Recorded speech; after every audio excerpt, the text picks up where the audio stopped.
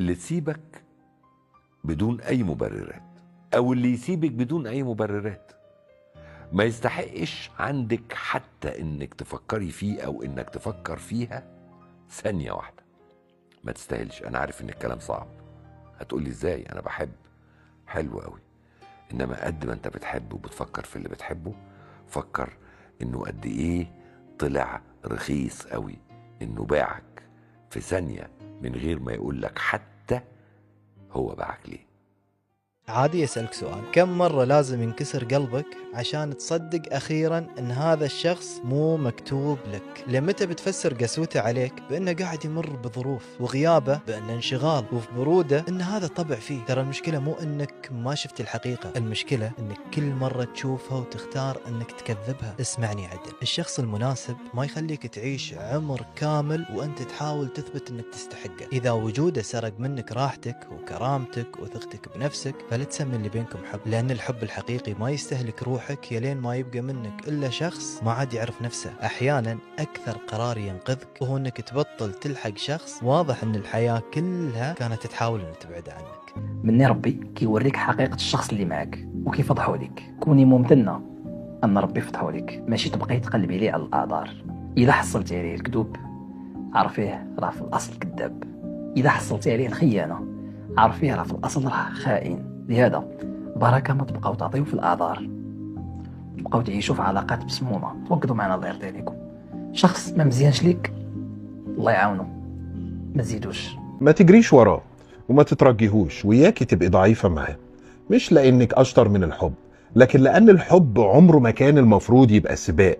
لو كل شوية بتسألي نفسك ليه ما اتصلش، وليه انت اللي دايما بتحاولي تحافظي على الكلام بينكم، وليه كل شوية بتحاولي تثبتي انك كفاية، فانت كده غالبا شايلة علاقة الطرف التاني مش شايلها معاكي. الراجل الصح مش محتاج حد يقنعه بقيمتك، ومش بيسيبك في حيرة انت واقفة فين. هو بيظهر وبيتكلم وبيعمل مكان ليكي في حياته. بطلي بقى تصدقي انك لو حبيتيه وعملتي له اكتر او اديتي له اكتر او ضحيتي كفايه هو في الاخر هيختارك. الناس اللي فعلا عايزه تبني علاقه التزام مش محتاجين مطارده ملهاش اخر. الحب بيكبر بالمجهود من الطرفين، فبدل ما تجري ورا اهتمام حد احمي سلامك النفسي وابني ثقتك بنفسك، واختاري الشخص اللي بيختارك. لان اقوى العلاقات ما بتبداش بان حد بيجري ورا حد، بتبدا بشخصين ماشيين ناحيه بعض. البلوك النفسي اهم من البلوك المتعمد الفعلي. يعني انت مرات تعملي بلوك عشان توصلي رساله كانك ما عملتي ولا شيء، بالعكس في رجال بيستمتعوا بس يشوف انك عملتي له بلوك. البلوك النفسي بوصله والفايب تبعت البلوك بتوصله بدون ما اصلا تعملي له بلوك. انا من الاشخاص انا ضد البلوك، وانا كمان دونت. انت لما تحسي حالك هذا الزلمه طلع من حياتك لا بلوك ولا غير موجود، اخر همي انا بعرفش اصلا انه رقمه موجود عندي. فهمتوا علي؟ بلوكيه، مسحي التصاور، مسحي الرقم ديالو، تقبلي الدرس وكملي طريقك. ما كاين حتى شي شخص في هذا العالم كيستحق الحزن ديالك، ما كاين حتى شخص في العالم كيستحق انك تخسري الطاقه ديالك على قبله. اي بنت قادره تخرج من هذه الدوامه، القرار فقط كيرجع لك بوحدك. اذا كنتي باغا تبدلي حياتك وترجعي الطاقه ديالك والانوثه ديالك وتقديرك لذاتك وحبك لذاتك، دير لي تعليق او تواصلي معايا في الخاص.